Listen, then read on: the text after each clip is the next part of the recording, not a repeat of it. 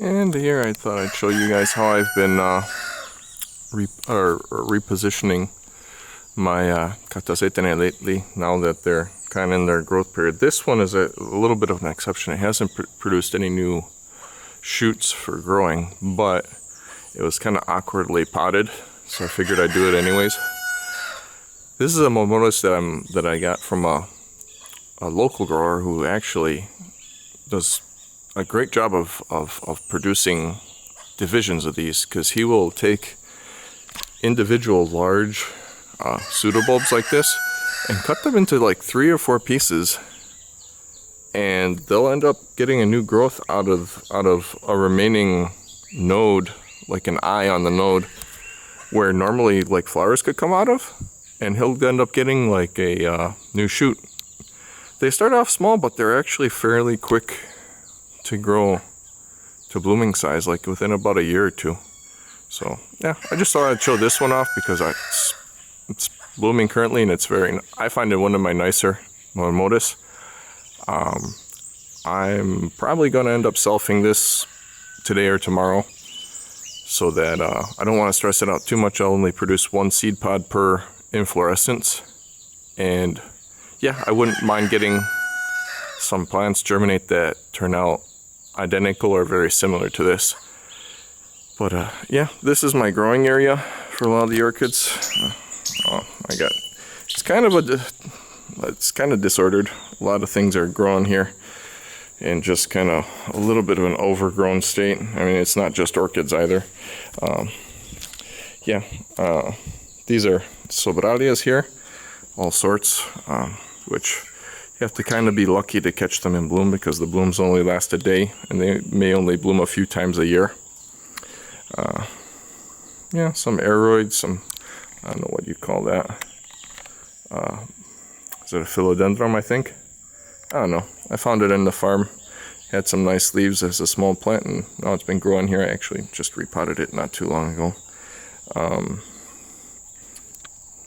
But in any case, back to the Catasetinae. Sorry for the terrible lighting. The bright sun is kind of making everything that's even slightly in the shade look like it's really dark. But yeah, here are some other ones that I repotted. These are still in the original SVO pots here, and some of them just had loose bulbs already that were easy to just make a simple cut and then pop them off.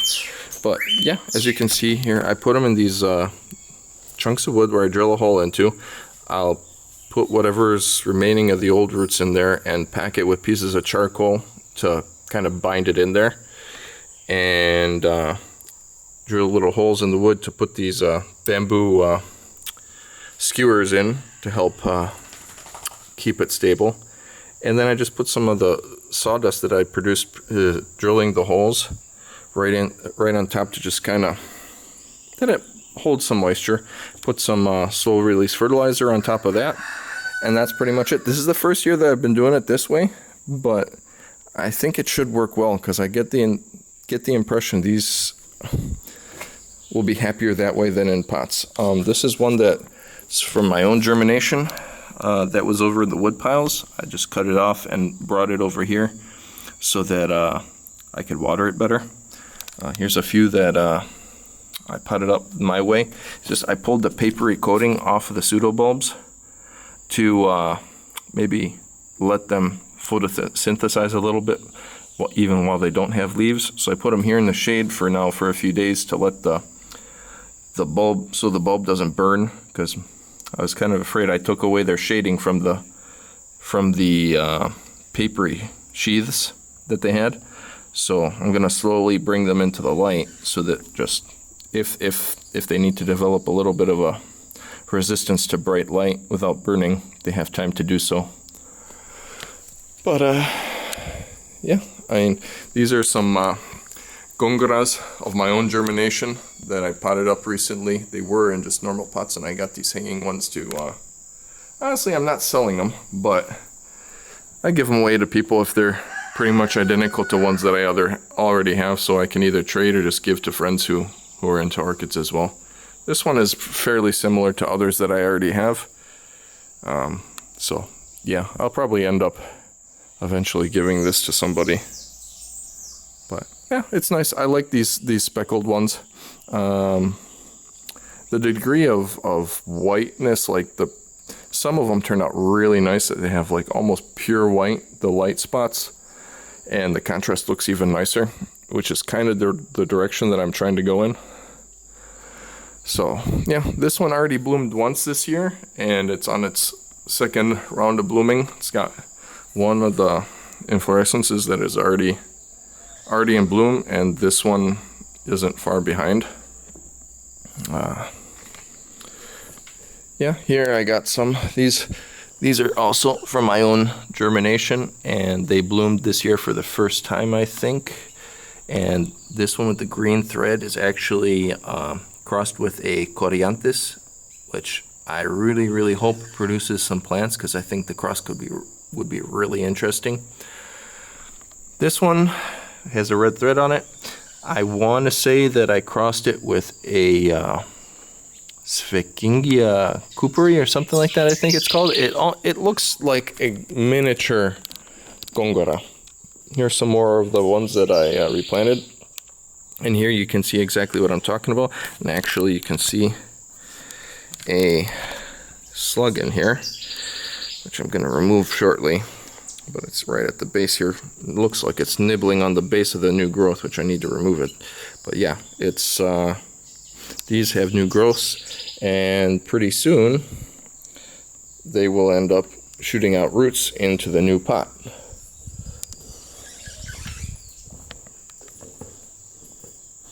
Some epidendrums, some hybrid epidendrums. They were labeled Jose Asophypha, the name of the hybrid, which I think I looked up. It's like a fairly complex hybrid. Their pollen seems to be sterile, because it doesn't seem to work very well doesn't seem to work at all for pollinating other epidendrums, but they will take pollen from others. Here's some more. Another one that's got a little shoot down there. Here.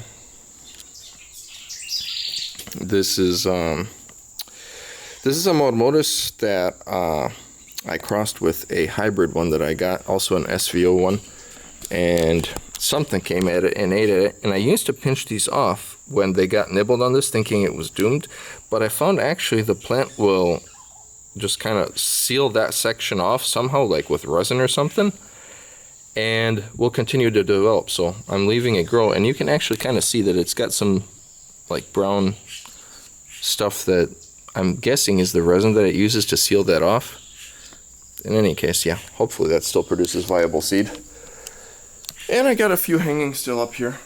This is actually the hybrid one that I was just talking about. It's producing one seed pod, and I believe that is just a selfed seed pod, because I'd like to produce more just like it, or similar to it at least. Yeah, some other hanging plants. This Oncidium, right, that's blooming right now. It's like in the Lluvia de Oro group. I mean, everybody here calls these Lluvia de Oro, even though there's like several that bloom at different times of the year.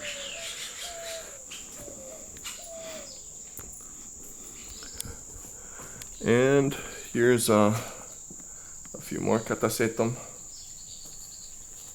This is disappointing. This looks like this just recently. I had a seed pod developing that was crossed with Galliandra. It looks like it aborted it. It fell off. So that didn't work. Yeah. The Lelia rubescens var alba, which is blooming right now. The normal Costa Rican type that I have, it actually just finished blooming. And now this one is blooming, and I have a purple one, like the Panamanian type right here, that is also soon to bloom, which I'm kind of looking forward to. Hopefully I can make a cross between the two and get some plants with some better genetic diversity, and maybe get some intermediate forms to germinate. But yeah, that's about it. The pots, like where I start off putting the Catasetinae in, start off like this. I just drill a big hole with a spade bit, put some drainage holes at the base, like about 3, so that they don't get bogged down in there. Got a little lizard in here. Decided to. But yeah, that's pretty much all it is. It's like I put big hole in there, then with a long drill bit, I drill some drainage holes that I try and get them to exit before the bottom. Like there's one, there's one. This one ended up coming out of the bottom. But yeah, the idea is that hopefully they hold up for about 2 years, and then it'll be time to repot them. But hopefully the plant has done fairly well then. Okay, that was about it. Yeah, hopefully this is informative. Actually, there's one more that I should show. Is a Cenoches Warcevici, which I also just put in here, and that actually looks like it's producing some very nice roots already. And I put it in a fairly large piece of wood because it gets fairly tall and heavy. I didn't want it tipping it over, so hopefully it does really well. I put it a little bit in the shade now because where the new growth was shaded as well, so I didn't want it to get sunburnt. But now it's greened up a little bit. I should be starting to move it out more into the sun. Any case, that's about it. That's how I've been trying to propagate my Catasetinae. I've been doing it with a few other genera too and families. So I don't know, if this video gets some good responses and people are interested, I may make another video about that too. Bye.